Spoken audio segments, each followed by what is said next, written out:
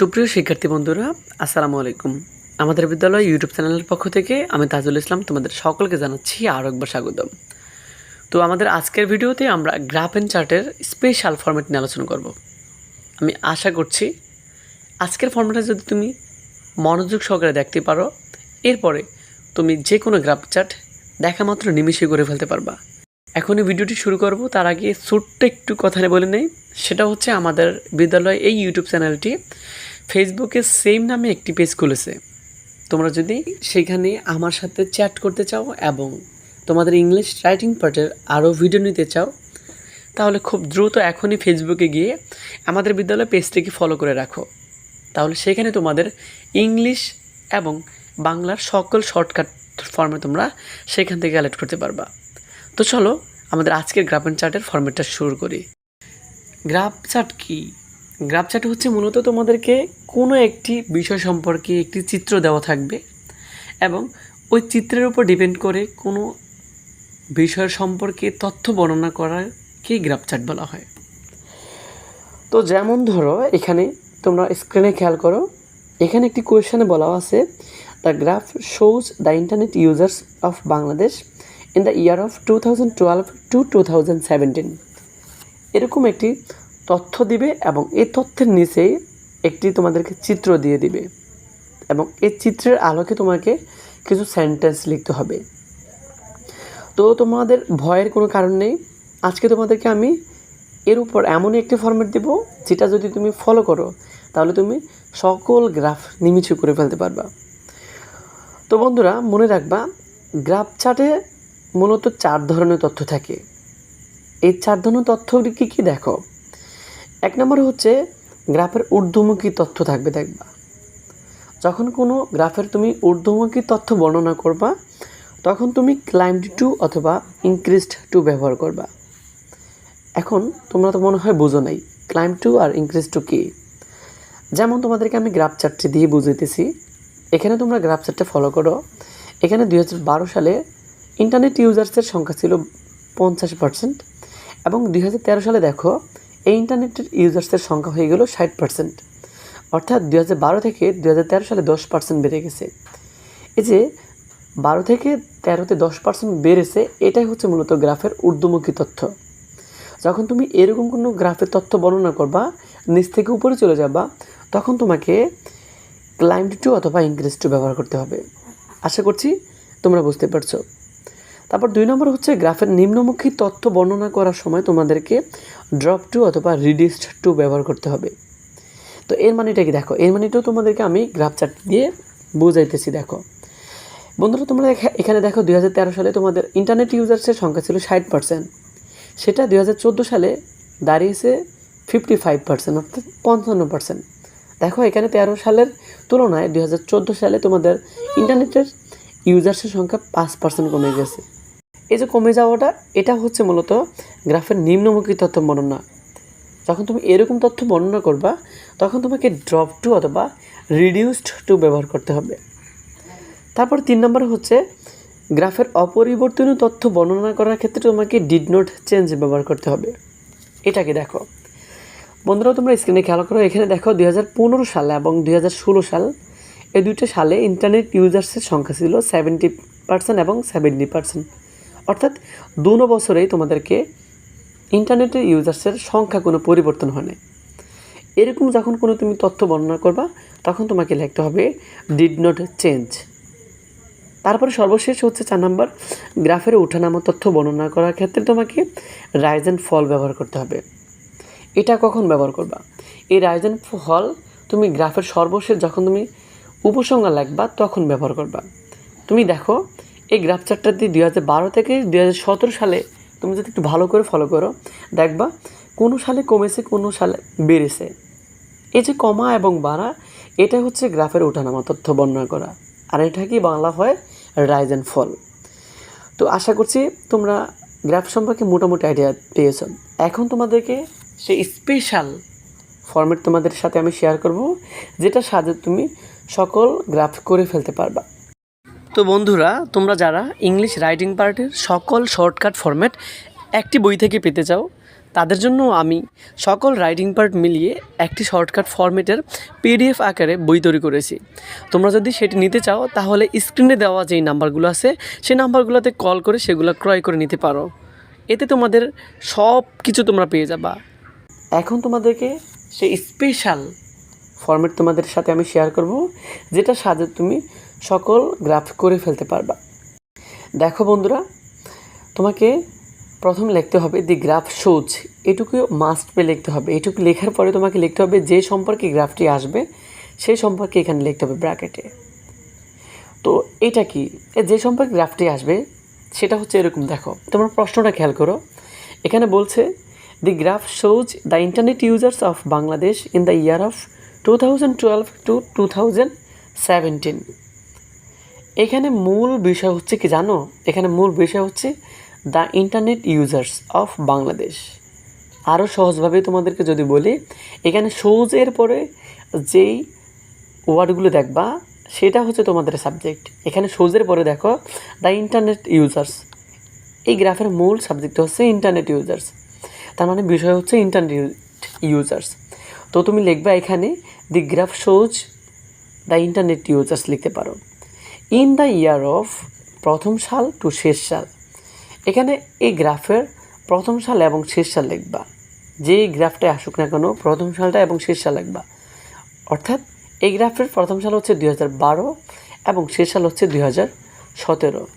তো তুমি লিখবা 2012 to 2017।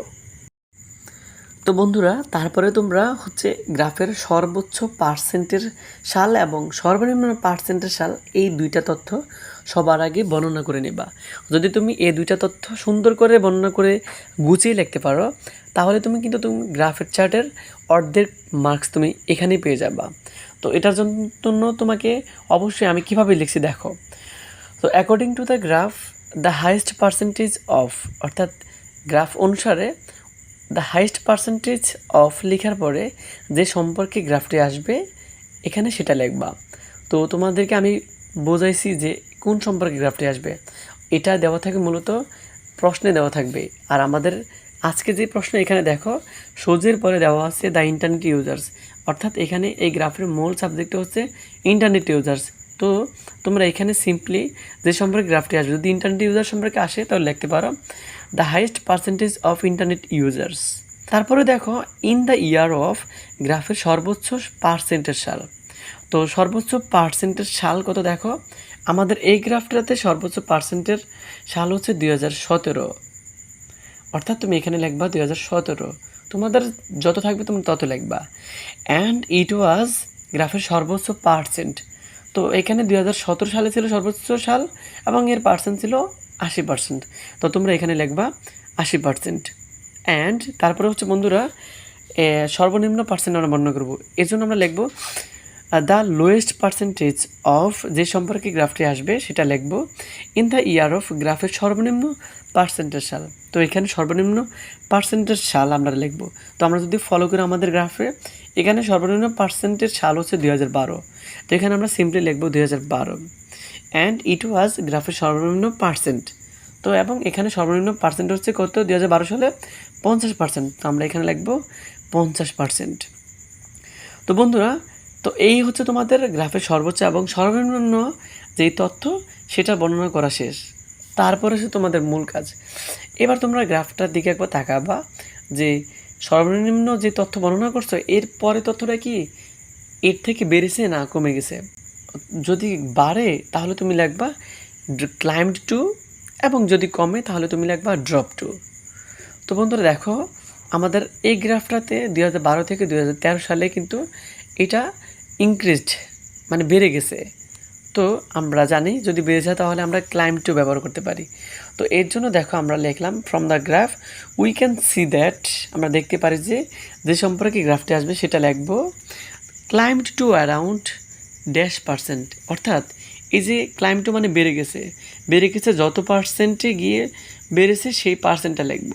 এখানে আমরা দেখো গ্রাফে হচ্ছে 50 থেকে 60%। তো আমরা অ্যারাউন্ডের জায়গায় এখানে আমরা 60% লিখব। ফ্রম দ্য ইয়ার অফ, সাল টু সাল, এখানে সালের জায়গায় হচ্ছে আমরা 2012 থেকে 2013 লিখব। দেখো আমরা 12 থেকে 13 সাল বর্ণনা করতেছি, তো এই জন্য আমরা 12 থেকে 13 লিখছি। অ্যান্ড ইনক্রিজ মানে বেড়ে গেছে, এবং কত পার্সেন্ট বেড়েছে দেখো, 12 থেকে 13% যে 50 থেকে 60 হয়ে গেল, এখানে বেড়েছে কত পার্সেন্ট, 10%। তো এখানে আমরা ইনক্রিজড যত পার্সেন্ট বেড়েছে এই জায়গায় আমরা 10% লিখব। তারপরে বন্ধুরা দেখো, যদি গ্রাফের তথ্য কমে যায় সেই তথ্যটা বর্ণনা করব। তো আমাদের গ্রাফে দেখো 13 পরে 14 সালে কিন্তু এটা 55% এসেছে, অর্থাৎ গ্রাফে আমাদের তথ্যটা কমে গেছে। তো কমলে আমরা এটা এইভাবে বর্ণনা করব যে but in the next year, কিন্তু পরবর্তী বছরে যে সম্পর্কে গ্রাফটি আসবে সেটা লিখবা, লেখার পরে লিখবা ড্রপ টু মানে কমে গেছে। তো ড্রপ টুর জায়গায় কত পার্সেন্ট কমে গেছে, এখানে ড্রপ টু দেখো 55% এসেছে, তো তুমি লিখবা 55% ফ্রম দ্য ইয়ার অফ সাল টু সাল। তো একটু দেখো এই যে কমে গেছে, এটা কোন সাল থেকে কমে গেছে, অর্থাৎ 13 থেকে কমে গেছে, তাই না? তো তুমি লিখবা 13 টু 2014, অর্থাৎ 13 থেকে 2014 সাল। অ্যান্ড ডিক্রিজড যত পার্সেন্ট কমে গেছে, তো ডিক্রিজড মানে হচ্ছে কমে যাওয়া। তো এখানে কত পার্সেন্ট কমে গেছে দেখো, 60 থেকে যদি 55% এসে যায় তাহলে এখানে আমাদের 5% কমেছে। তো আমরা এখানে অ্যান্ড ডিক্রিজড এখানে জায়গায় 5% কমেছে এটা লিখব। তারপরে বন্ধুরা হচ্ছে আমরা দেখব গ্রাফের কোনো তথ্য অপরিবর্তন আছে কি না। যদি অপরিবর্তন থাকে তাহলে সেটা আমরা এইভাবে বর্ণনা করব যে হাউএভার, যাই হোক, যে সম্পর্কে গ্রাফটি আসবে সেটা লিখব ডিড নট চেঞ্জ লিখব, এবং ডিড নট চেঞ্জ লেখার পরে ইন দ্য ইয়ার অফ সাল অ্যান্ড সাল লিখব, অর্থাৎ এই সাল অ্যান্ড সালের জায়গায় কী লিখব, অর্থাৎ যেই দুইটা সালে কোনো গ্রাফের তথ্য অপরিবর্তন ছিল সেই দুইটা সাল লিখব।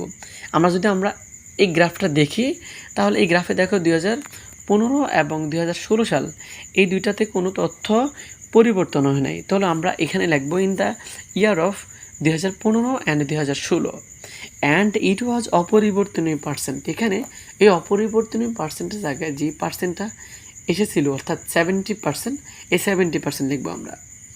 তারপর ইন দ্য ইয়ার অফ, যে সালে সর্বোচ্চ সেই সালটা লিখব, লেখার পরে যে সম্পর্কে গ্রাফটি আসবে সেটা লিখব, লেখার পরে ওয়াজ রেকর্ডেড। মূলত একটা গ্রাফের ভিতরে তুমি যখন এটা শেষ করবা তখন এটা সর্বোচ্চ কত ছিল সেটা আবার বলবা এবং সেটাকে লিখবা রেকর্ড লেখার পরে গ্রাফের সর্বোচ্চ পার্সেন্ট লিখবা।